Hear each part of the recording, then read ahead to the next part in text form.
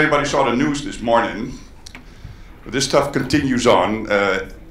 HSBC had to pay $1.9 billion as a settlement with the US government because they've been involved in money laundering activities. I don't know if you guys saw Philips televisions last week got a fine of 600 million euros for price agreements with other companies. It just shows you how much this glass house that we're living in is just getting more and more transparent.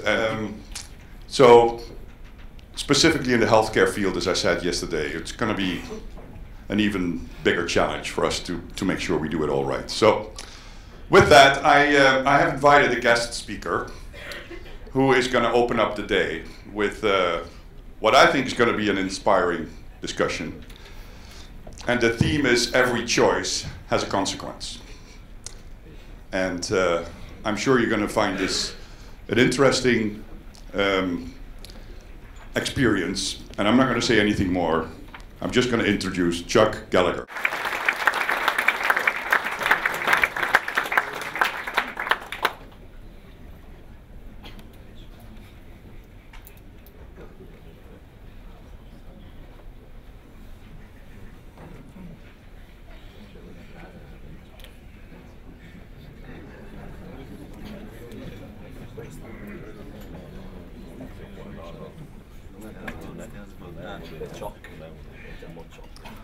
Every choice has a consequence. On October 2nd, 1995, I took 23 steps. That's the distance from the door that I entered to right here. As I took those steps, I thought about my wife. I thought about my two children, Rob and Alex, so they were yay high at the time. I thought about my career. I thought about the community that I lived in. I thought about everything that defined who I was. In a small town in western North Carolina, I was Chuck Gallagher. I was a somebody. But on that day, as I took those 23 steps, on the 24th step, I reached out, opened my hand, and stepped into federal prison.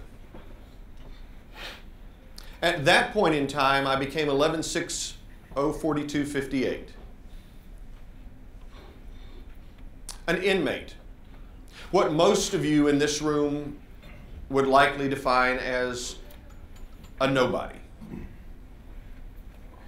Ladies and gentlemen, every choice has a consequence.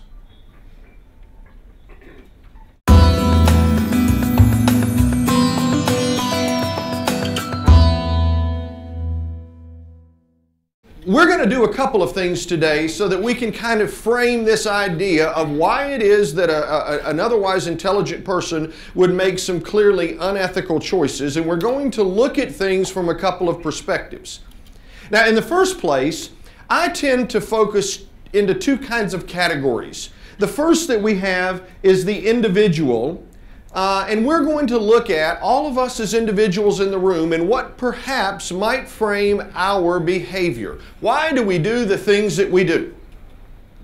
And as an individual, I'm going to start on the left side, and our intentions, what we're thinking about, what we want, what our desires are, what our intentions are, then begin to frame our behavior.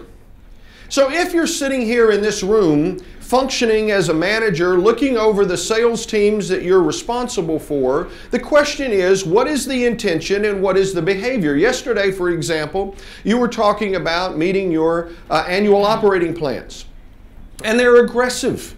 Well, my intention is to achieve my quota, my goal, my annual operating plan, and my behavior then is going to be actions that will lead me to that.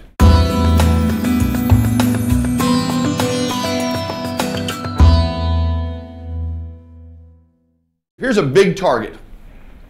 And one of the things that I hear a lot in working with companies all across the country and in Europe and other countries is that we are in a transparent environment and we all seem to have a target. Let's look at the target, because there is a pattern that takes place when you look at the unethical continuum.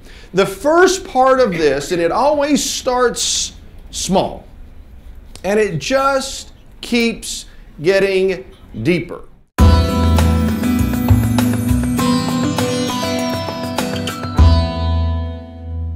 So I went around teaching tax law for 8 hours a day.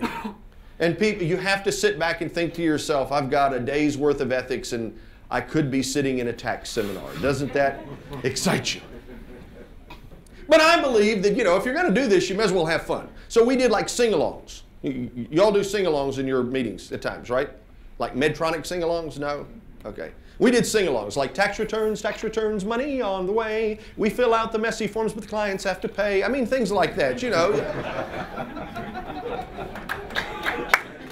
Thank you, thank you, thank you.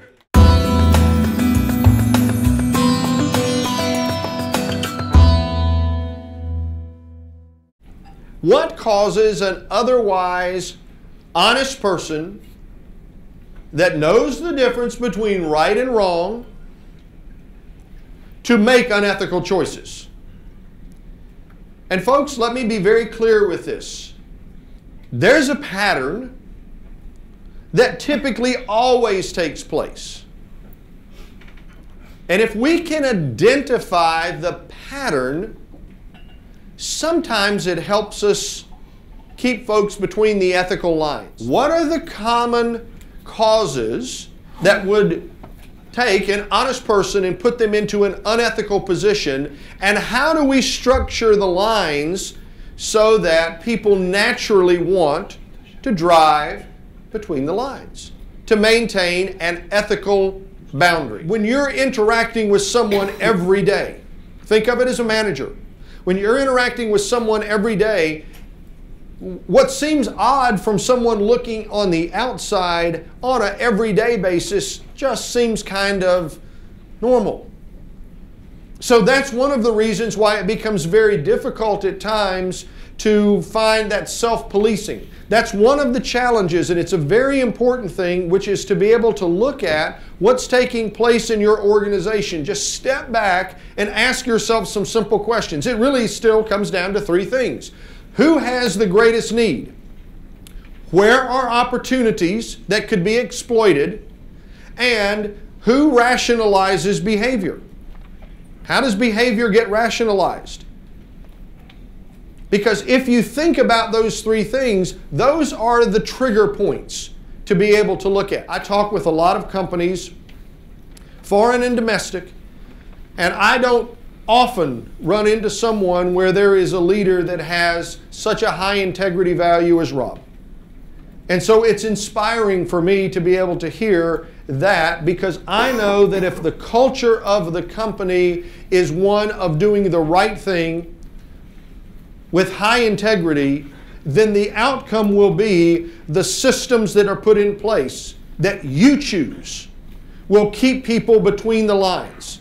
And after all, that's what we're looking for. We're looking for safety. We want people to reach their destination comfortably between the lines.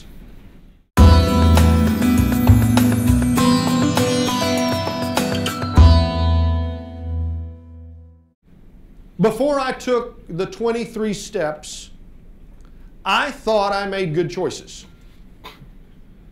Great career, a lot of positive things taking place. But when I became 11-6-42-058, I found out that every choice has a consequence. Before I took the 23 steps, frankly, I lived life as an illusion. I mean, everything seemed to be great. And 95% of it was. But boy, the 5% that wasn't, really wasn't. After I became 11-6-42-058, I found out that illusions eventually go away. There's a great illusionist in the United States, David Copperfield. Wonderful shows. But it's an illusion. He's just a master illusionist. But the reality is, when the illusion's gone, he's just a person like you and I. And probably the most profound thing was, before I took those 23 steps, I thought I was successful. I had all the trappings of success. Title, cars, home, money, watches, whatever. After I became 11-6-42-058, I found out something. Success is not defined by all of those extraneous things. It's not defined by the paycheck or the card or the title or the watch or the shoes or the clothes or the house. Success is defined by the impact that you have on other people's lives. Now, I was involved in the death business for a while. And I will say this to you very candidly. When people are leaving this earth, they're not concerned with all the things they leave behind. They are concerned with, what impact did I have on someone else's life? And to live an honest, ethical life means that you will positively impact other people's lives. So let me share this with you as I close. Make the right choices.